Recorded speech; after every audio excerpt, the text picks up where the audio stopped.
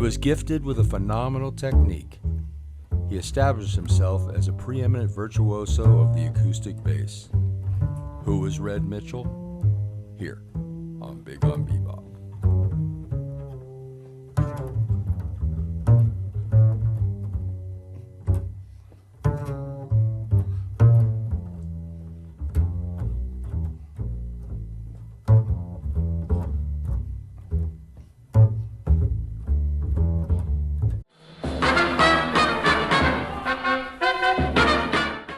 He was born Keith Moore Mitchell on September 20th, 1927 in New York City. Born into a musical family, he showed an early interest, initially studying piano and alto saxophone.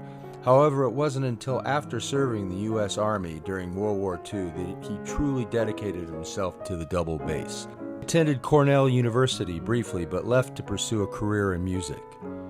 Mitchell began his professional career in the late 1940s. Working with swing and bop musicians in New York City. His early gigs included work with Jack Teagarden, Chubby Jackson, and Claude Thornhill, exposing him to both traditional and more progressive jazz sounds. In the early 1950s, Mitchell's reputation grew quickly. He worked as a reliable and inventive bassist with Charlie Ventura, Gerry Mulligan, and Red Norvo, moving between New York and California. His grounding in swing, adaptability to bop, and natural lyricism made him in demand on both coasts. By the 1950s, Mitchell had moved to Los Angeles and became a central figure in the West Coast jazz scene. He worked extensively with artists such as Hampton Hawes, Shelly Manne, and Bud Shank. Most high-profile work from this period includes playing on Ornette Coleman's early sessions and with Andre Previn and Howard Rumsey's Lighthouse All-Stars.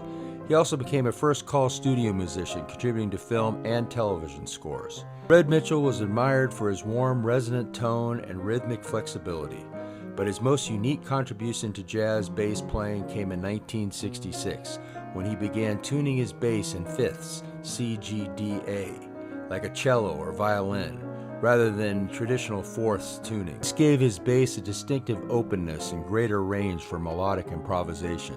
His tuning system, combined with his use of plucking, harmonics, and chordal techniques, created a strikingly personal sound.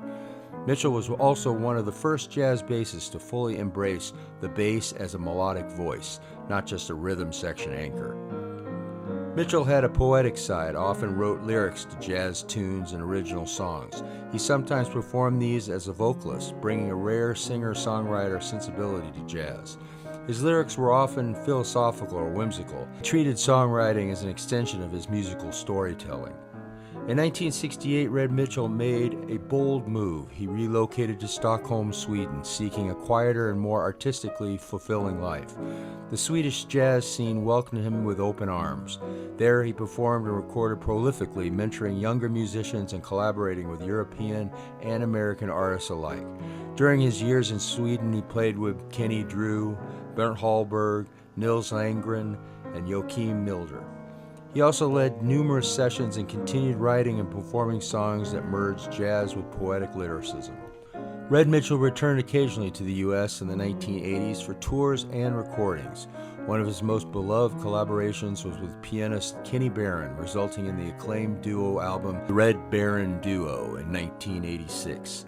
He also reunited with longtime friends such as Hampton Hawes and Warren Marsh. Red Mitchell passed away in 1992 in Oregon at the age of 65, just months after moving back to the United States.